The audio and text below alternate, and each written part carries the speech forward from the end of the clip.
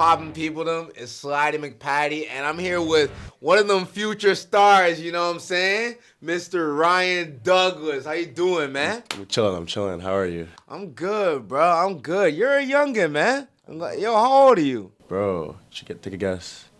I already know it, bro. But I'ma say it, 19. Yeah. That's crazy, bro. You just turned legal, bro. First thing I talk to you about is last page. I tried to save you. Yes, some things don't change. I remember even seeing that snippet on TikTok blow up crazy. Now, how that song even come about? Was that snippet the first time you even thought about making that hook? Nah, basically we made that song before. It was a crazy session, actually. We were watching the whole like trilogy of Rush Hour, and it just kind of came about. It was so random, but the song was so beautiful. Usually we just play visuals, but I was like, let's watch a movie instead, but no audio, just to see some shit. So basically, we just put on Rush Hour. We ended up watching all three, and throughout that time the movie was just playing, we just started cooking up these like sad-ass guitar like sounds, and then we ended up making Last Page. On that note, what movie would you see last page in? So probably the end credits of like Wolf of Wall Street. I tried to save you. Yes, some things don't change. I feel like it's not even over dramatized, but I was looking into the movie a little bit more, and I found that some parts were actually like improvised. Like some of the actors did their own, like they made their own lines on the spot, and it's even crazier because they can still follow their script, but also make it look real. They use their own, I guess, words off the top, made that movie seem more personal.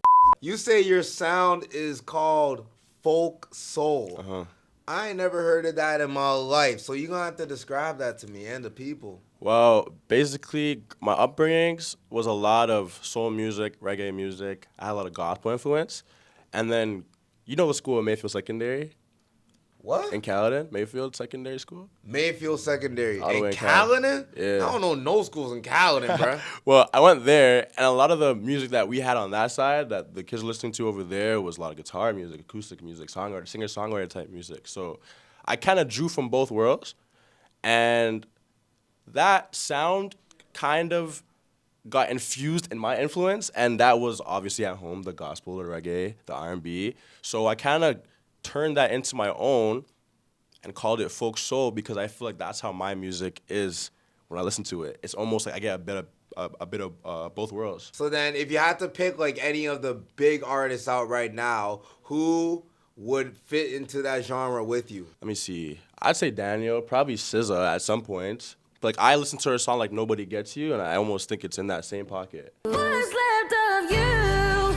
How am I supposed to tell you? I don't know. It's more of like a feeling I feel that more of than a sound. I can't really pinpoint, but it's more of a feeling. But for me, that's how I can say I feel when I hear my shit. So if you say it's more of a feeling, what do you expect fans to feel when they hear your music? I feel like the same impact that those words feel from like Elliot and James, like, and to mix that with the R&B world, it's like I want you to feel what I'm saying, but also enjoy how it comes across. Like I want you to vibe while I'm saying some real shit. You know what I mean? So Just like moving that head like yeah, me. you know, but like, oh, this guy's actually saying some real shit. Like this guy's actually being real. Now, let's talk about the EP, Circles, man. This EP is for blank audience. Describe the audience. This EP is for everyone that wants to feel some type of whirlwind of emotion, some kamikaze of emotion. I feel like anyone who's emotional and anyone who doesn't, I guess, have that much emotion to show will get lost in the project because it pinpoints real topics that I feel like almost everyone can relate to be honest. Even if you don't want to say it, you'll feel it. If you had one person, dead or alive, that you would want to collab with, who would it be and why? For sure, it would be D'Angelo, because he is my GOAT. Him and Stevie, I would say. In one session, those two were my GOATs, and I feel like just on a level of just like, if we're just chilling, we can have the craziest conversation about just whatever we think about. Whatever comes to mind, we'll talk about, and I feel like we'll put it on paper and put it in a record, and it'll sound crazy. Anything we'd probably say, we could do like We could say like mumble. We can mumble in the mic and we'll sound fire. What would be some advice for some artists that are trying to get signed to a label like you? Consistency, try new things, and also don't be afraid to stop and take a break, because the more you take breaks, the more you can reflect on what is happening and what's going on, is the more you have time to just, almost structure yourself or restructure yourself in a way where you can honestly thrive better. I would say a good thing that you could do is find people in your world that you want to live in and taste make. I think taste making is a big thing. Like, find the people that can cater to what you want, and also you can help them in a certain way. So, I have boys that do the same thing I do, but I also have boys that work the camera, I have boys that work the mic, I have boys that play, but those guys, they all cater to my sound the same way I cater to theirs. I can still help them, they still help me, and we can just keep moving like that. But yeah, I say you build a team first before anything. Yeah, it's funny because in 2021 when I interviewed Coil Ray, she said the exact same thing, just building a team. About the younger artists, if you had some advice for them, what would you give them? For the younger artists, I would just say for real, make sure you have a team. The hardest part though, when it comes to building a team, is that sometimes there will be that one or two people that won't have the same work ethic. So what do you do in a situation like that? You address it, you give them the chance to fix up. If they don't, you say, yo, I gotta move on. Which app helped you gain the most fans? Was it Spotify? Was it IG? Was it TikTok? You know what's crazy? It was Musical.ly. Wow. It was Musical.ly. And that is like very crazy. But Musical.ly was like crazy back then. Like, it was almost like when Vine was gone, you had Musical.ly, right?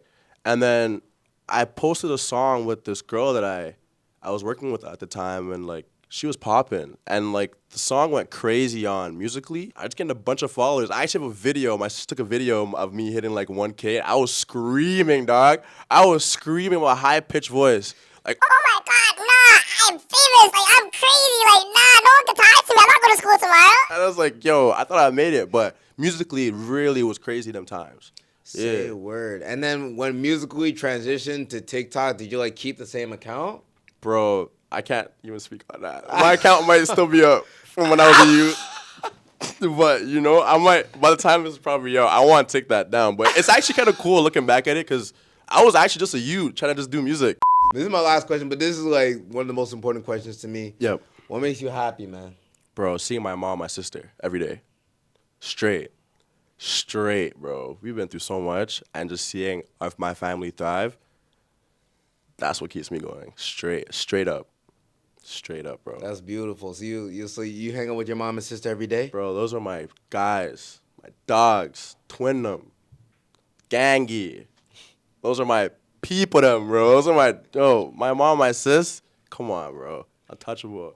To the people at Much, what's the last words you got to say to them, man?